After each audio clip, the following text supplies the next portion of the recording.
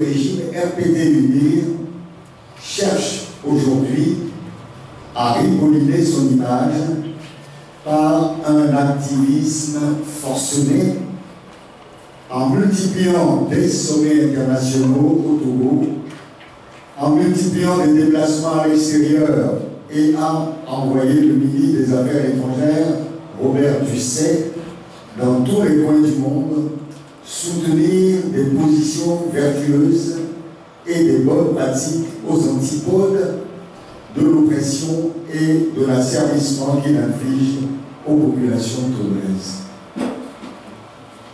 Les observateurs avisés savent que c'est un régime autocrate qui bafoue les droits humains, la Constitution et les lois de la République. Un régime familier des enlèvements, des disparitions forcées, des assassinats et de tous les crimes politiques et économiques pour lesquels une impunité totale est assurée aux auteurs. La Constitution et les lois de la République sont quotidiennement violées.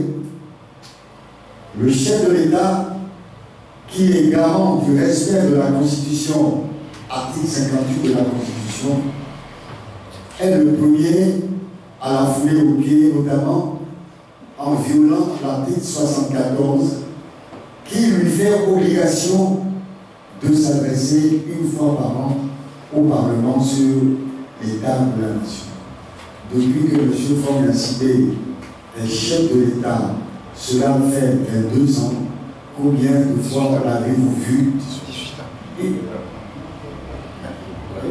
18 ans. Combien de fois l'avez-vous vu à l'Assemblée nationale présenter l'état de la nation? Les violations de la Constitution et des lois sont nombreuses et quasi quotidiennes. Ainsi, la création du district autonome du Grand Lomé, l'Agle, qui est une collectivité territoriale, est dirigée par un gouverneur nommé par le chef de l'État et par un conseil de district composé pour moitié de conseillers élus par les communes du Grand Lomé et pour l'autre moitié de personnalités nommées par le président de la République en violation de la Constitution qui stipule en son article 141, alinéa 4, je cite, « Les collectivités territoriales s'administrent librement par des conseillers élus au suffrage universel dans les conditions prévues par la loi. » Est-ce que l'autre moitié désignée par le chef de l'État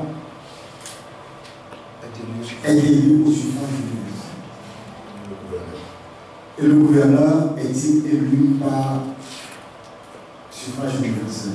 Non, c'est encore une violation grave de la Constitution. La volonté du régime de maintenir coûte que coûte les collectivités locales dans la même situation que les délégations spéciales avec un semblant d'autonomie amène l'administration territoriale à remettre à cause la loi sur la décentralisation en la tripatouillant dans tous les sens, notamment en ce qui concerne l'adressage des rues, la construction et la gestion des marchés.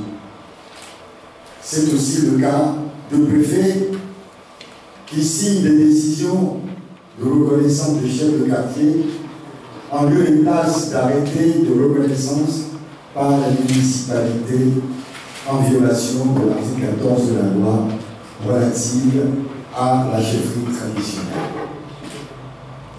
Les assassinats qui jalonnent l'histoire de notre pays sont nombreux et ont profondément traumatisé nos populations. Nous retiendrons pour mémoire la douloureuse période du Covid-19 parce que récente, endeuillée par l'assassinat de paisibles citoyens togolais perpétrés par les forces de l'ordre et de sécurité pour des motifs ridicules de confinement et de couvre-feu. Les crimes politiques répondent à la nécessité de la conservation absolue du pouvoir entre les mains d'une famille, d'un clan.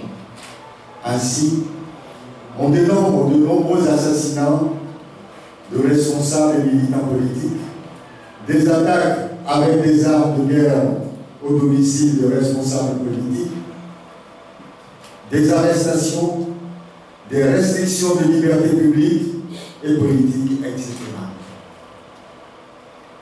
Les crimes économiques dans notre pays annihilent l'émergence d'une classe moyenne et creusent un fossé de plus en plus grand entre les riches et les pauvres.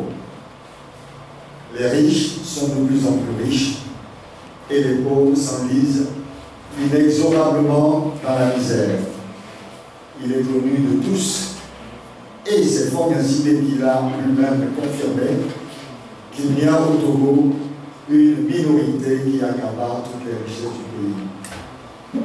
Ces fossoyeurs de l'économie nationale continuent leur basse besogne au devant de l'actualité en toute impunité. Rien n'est irréversible. Le Togo ne peut pas se développer si les populations togolaises ne se lèvent pas pour mettre fin au système RPT-UNIR afin que notre pays regagne les rangs des nations épanouies. Voilà pourquoi la sérénité à son appel à la mobilisation générale autour de la vision des pères de l'indépendance et fondateurs de la nation togolaise pour la reconquête de la dignité, de l'indépendance et de la souveraineté de notre pays, pour la construction d'un État de droit, respectueux des droits et libertés des citoyens pour un retour aux bonnes pratiques de gouvernance qui garantissent une croissance saine et un développement partagé. Fait d'annoncer le 8 novembre 2023 pour le Bureau national de l'ANC, le président national Jean-Pierre Fabre.